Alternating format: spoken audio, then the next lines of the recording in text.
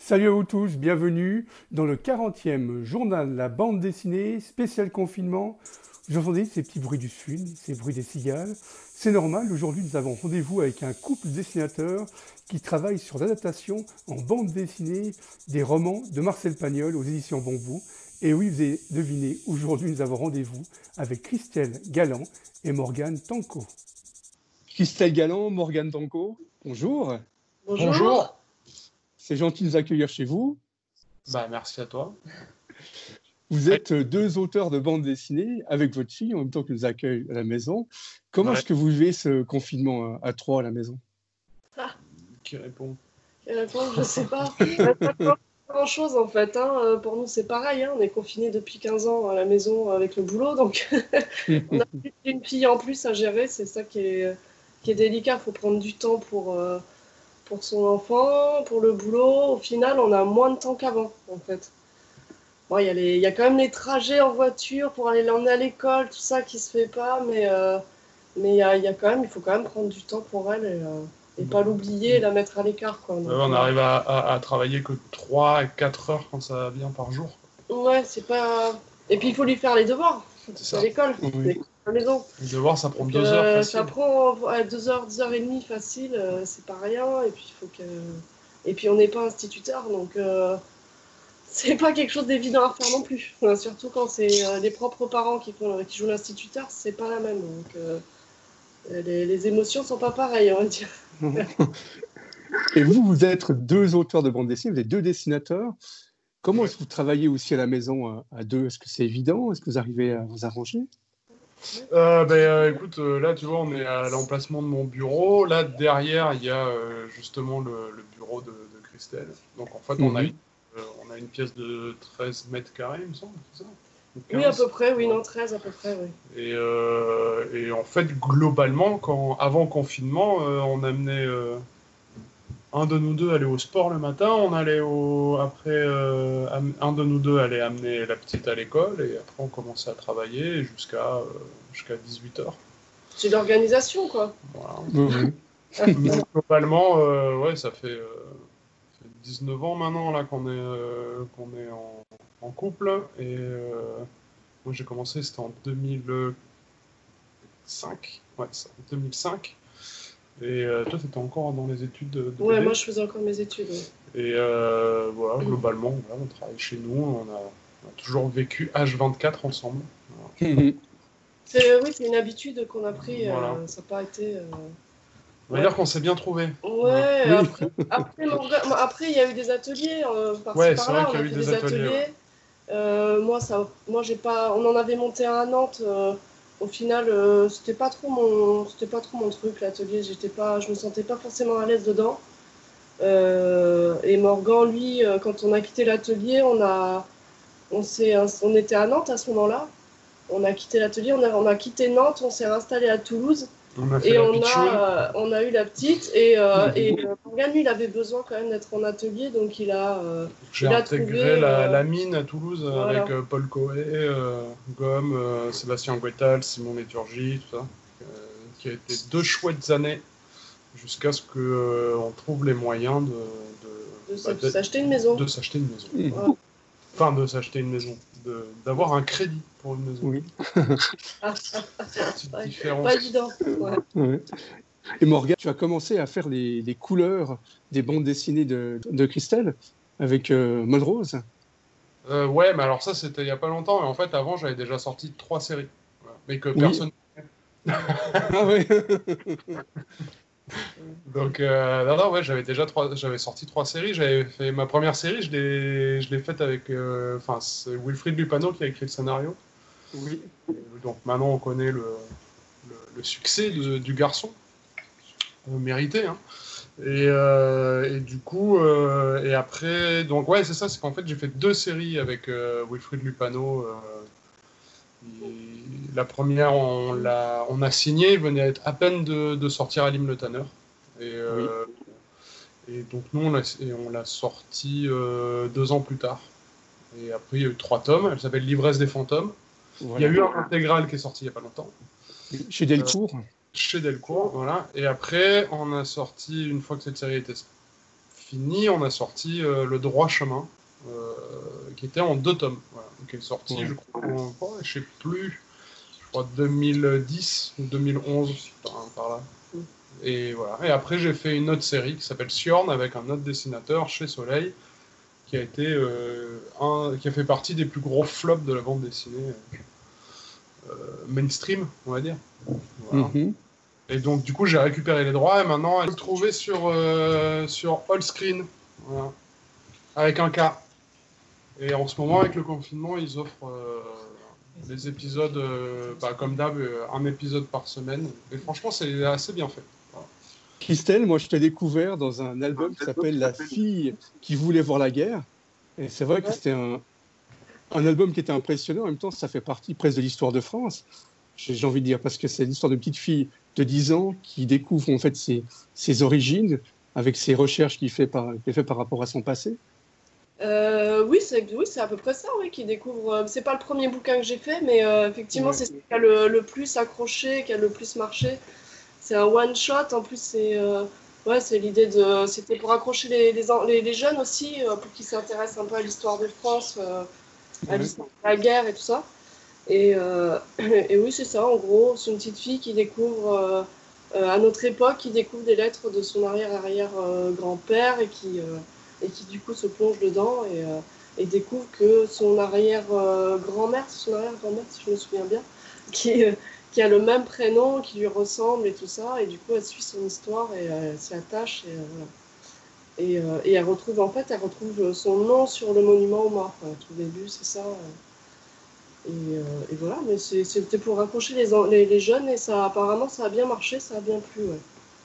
Donc, après, maintenant, je suis sur Manon des Sources, donc j'ai fait Jean de Florette tome 2 juste avant, donc depuis j'ai clairement avancé dans autre chose, et avant tout ça, j'avais fait Le Fils de l'Officier, donc la première série, et Moses Rose, donc du coup qui a suivi derrière, dont le tome 1 a été fait colorisé par Morgane, et j'ai pris la suite, seulement. Il trouve que mes... Plus juste, je suis d'accord, mes couleurs sont plus justes. Voilà, un meilleur œil. Non, je suis pas forcément plus douée en couleurs que ça, mais ouais, non, j'ai fait là, je suis sur Manon des Sources tome 2, puisque le tome 1, je l'ai fini pendant le confinement, et puis j'ai attaqué le tome 2, là, je suis en tout début du tome 2. Donc j'avance comme je peux avec la petite à côté, c'est pas toujours facile, et du coup, j'essaie de gérer aussi le jardin en même temps. J'en profite un petit peu pour m'occuper du jardin, quoi. Ça fait du bien aussi. Avec le peu qu'on a, parce qu'on n'a pas accès à tout ce qu'on voudrait quand même. C'est un peu pénible. C'est vrai que moi, je t'ai beaucoup découverte avec Jean des Fleurettes. Pour moi, c'était une claque. En fait, en bande dessinée, je trouvais ça graphiquement, je trouvais ça superbe. Ouais. Et c'est vrai que ce qui est génial par rapport à vous deux, c'est que vous travaillez les deux sur Marcel Pagnol en bande dessinée. Ouais. Eh ben oui, l'histoire est assez marrante parce que moi j'ai été en fait Christelle est chez Grand Angle Bambou depuis plus longtemps que Morgane, ouais. Depuis vous. Depuis le début. Depuis le début en fait, depuis mes premières séries, j'ai toujours fait toutes mes séries sont chez eux. Donc. T'as commencé quoi en 2008 j'avoue, je sais plus quelle année c'était il y a 10 ans. Allez, 2010. 2010, on va dire. Et moi, ouais, ça faisait 5 ans que j'étais chez Delcourt et tout ça. Et je sais pas, au bout d'1 an, ils ont découvert qu'en fait, on était ensemble. Et en fait, Hervé Richez, je ne sais pas, Olivier Sulpice peut-être, n'ont pas arrêté. Mais en tout cas, ce qui est sûr, c'est qu'Hervé Richez n'a pas arrêté de me faire du pied pendant des années. Et moi, chaque fois, je disais, moi, je veux bien, mais en fait, tout ce qui est guerre et machin, tu sais, c'était dans cette époque-là, de cette édition. Oui. peu arrêté tout ce qui était polar, SF. Il n'y avait que quelques titres, mais comme c'était des titres qui marchaient pas trop, ils avaient besoin de se faire encore accepter par les libraires, parce que de par l'image Bambou, de par l'image Supermarché, etc., c'était un peu compliqué pour eux au début. Donc du coup, ils étaient partis là-dedans. Ce qui marchait bien, c'était tout ce qui était historique de guerre. Et moi, je leur ai dit, moi, ça, jamais de la vie. C'est pas un truc voilà, j'ai envie de dessiner. J'aime bien regarder, mais en lire en BD, j'ai vraiment du mal. Mais par contre, en film, ça va. Mais pas tous. Et donc du coup, je leur ai dit, ouais, déjà, c'est pas possible. Il va falloir me trouver un truc. Et après, c'est ça, en 2013 ou 2014, je sais plus, j'ai aucune date. Ils m'ont appelé pour faire La gloire de mon père. Avec un super bande dessinée. Hein. Et là, j'ai dit oui, forcément, parce que c'est un bouquin qui me touchait. C'est un bouquin, un film, un auteur qui me touche plus que beaucoup. Et je crois que c'est le seul que j'arrivais à lire vraiment quand j'étais gamin. Parce que pour tous les qui sont des super auteurs, hein, les Victor Hugo, les Maupassant et j'en passe, c'est vachement bien, mais quand t'es gamin, en fait, même à 12-13 ans, c'est quand même chaud de lire du Maupassant et du Victor Hugo et capter tout ce qu'ils te disent. Voilà, je trouve ça un peu trop tôt. Et Marcel Pagnol, c'est un peu ça file, ça coule, voilà. C'est volubile parfois, mais c'est voilà. Donc du coup, je leur ai dit ouais, à fond.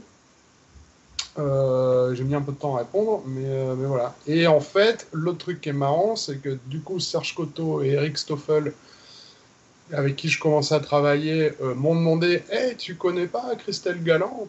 Et je fais mes bande de vieux, si vous regardez dans le profil Facebook, il y a écrit en couple avec. Ouais. Donc, bien sûr, je la connais même plutôt bien. Et donc Nicolas et Serge Coteau et Eric Stoffel ont fait des pieds et des mains pour qu'elle intègre, on va dire, l'écurie Pagnol et qu'elle intègre la collection, quoi. Mmh. Ça a pris un certain temps. Ça a pris un certain temps, mais c'est arrivé. Mais voilà, c'est arrivé. Ce qu'il y a, c'est que Tefengi a fait le tome 1 de Jean Florette. Je ne sais pas si tu as vu. Voilà, oui, j'ai vu. Voilà. Et, il a été appelé par Kirkman. Voilà, comme il a été appelé ailleurs sur un projet qui l'intéressait beaucoup plus, il est par parti. Kirkman, enfin le mec il veut pas, enfin tu vois, tu peux pas.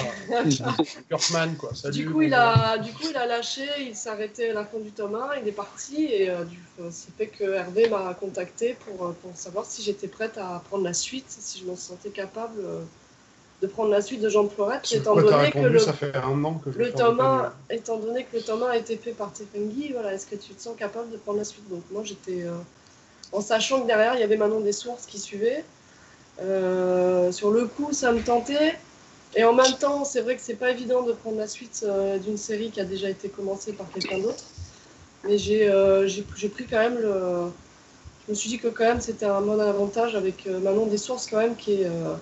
C'est pas n'importe quelle histoire qui a n'importe quel ouvrage, c'est quand même assez chouette. J'aime beaucoup aussi Manon des Sources, ça me plaisait bien, donc j'ai pris le risque et j'y suis allée.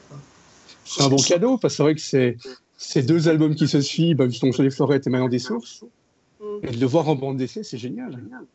Ah oui. Mais il y a déjà eu en plus une bande dessinée. Il y a déjà eu une bande dessinée qui a été faite il y a un petit moment, je ne l'ai jamais lue. C'est Jacques Fernandez qui avait fait ça. Ouais, c'est ça. Chez Casterman. Et c'est vrai que Morgan, c'est génial, tu as fait 4 albums de Marcel Pagnol, tu as fait Le Château de ma mère, qui en fait la suite La gloire de mon père, et tu as fait Le temps des secrets, Le temps des amours. Vous deux auteurs, moi je trouve que vous incarnez bien en fait Marcel Pagnol en bande dessinée. Eh ben merci, ça fait plaisir. Moi, ça a été une guerre absolue. Moi, je dis merci, mais j'y crois pas trop. Ah ouais. Je suis pas convaincu par mon travail, mais... Moi, je sais que c'est... Non, après, ouais, moi, c'est pareil, hein, on n'est pas des gens... ça fait toujours plaisir, après. Ouais, ça fait plaisir. On prend... maintenant, moi, je sais que je suis un éternel insatisfait. Et à chaque tome, une fois qu'il sort, tu fais « Ah, ben merde, j'ai toujours pas réglé les trucs, tu vois ». Tu crois que tu les as réglés, tu les règles pas, donc c'est au fur et à mesure, mais c'est gentil. Surtout qu'en plus, ils devaient être... Enfin, moi, c'était la première fois que je devais faire des albums de 85 pages et que je devais les terminer.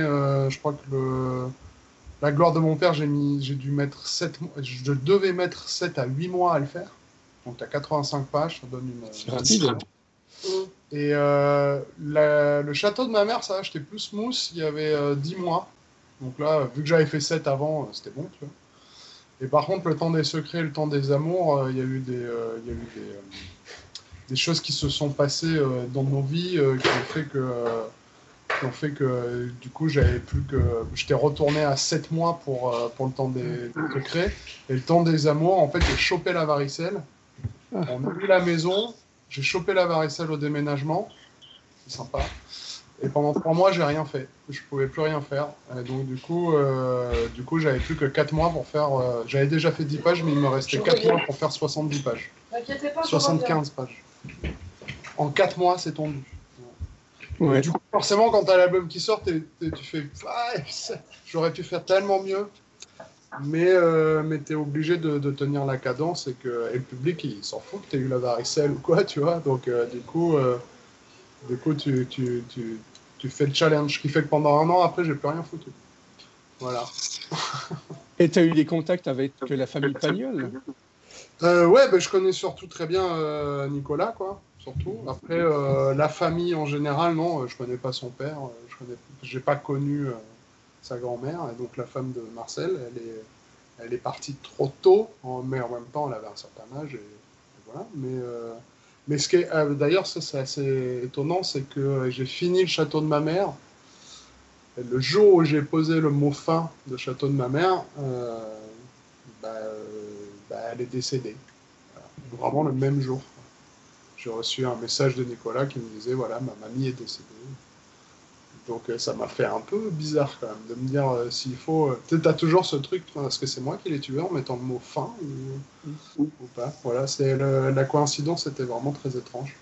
Mais voilà, bon, elle est décédée juste le même jour, pas la même heure et pas la même minute. Je n'avais pas une planche Death Note dans les mains. Non. Voilà. Mais en tout cas, ouais, elle avait beaucoup apprécié. On avait eu son aval.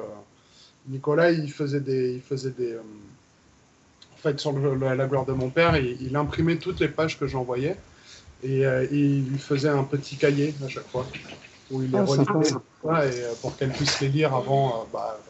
Et elle était rêveuse de. Voilà. Je sais que Christelle, tu continues avec Manon des Sources, mais toi, Morgan, tu vas continuer encore Marcel Pagnol ou bien tu es sur d'autres projets?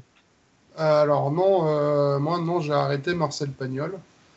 Parce que Nicolas, il m'avait proposé de faire 4 autres albums qui étaient en fait la suite, encore.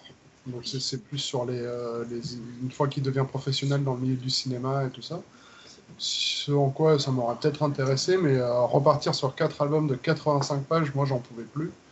Et le récit au long cours, quand je t'ai dit pendant 1 an j'ai rien fait, c'était à cause de ça, c'est que je ne pouvais plus dessiner quoi que ce soit, j'étais sur les genoux.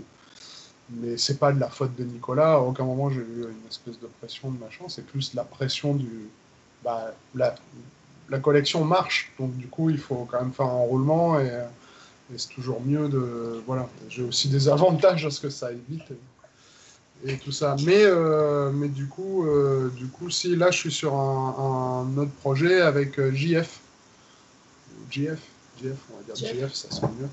Avec JF au scénar, qui va s'appeler Monsieur Vadim. On peut voir des images sur mon Facebook, Instagram, tout ça. Et ça devrait sortir premier trimestre 2021. On n'est pas pressé. Mais l'album est fini. Hein. Après, avec le confinement et tout ça, on ne sait pas comment ça va se passer parce que tout va sûrement être décalé. C'est ça. C'est que moi, Manon des Sources, c'était censé sortir en octobre, je crois. Et là, je sais pas s'ils vont pouvoir garder la date de sortie. On sait pas non plus. Vu qu'ils décalent tout au cinéma, c'est pareil. Tout se décale. Je pense qu'à un moment donné, on va devoir se retrouver à sortir avec 2 ou 3 mois d'écart par rapport à la date prévue à la base. Donc je sais pas trop. Qu'est-ce que tu cherches? On verra bien. Ouais. Lia voulait se présenter parce qu'elle s'est présentée, mais pas nous. Mais avec plaisir. Tiens, viens. Il va falloir parler. Et oui. Je suis désolé. Mais c'est pas grave. Donc Lia Tanière.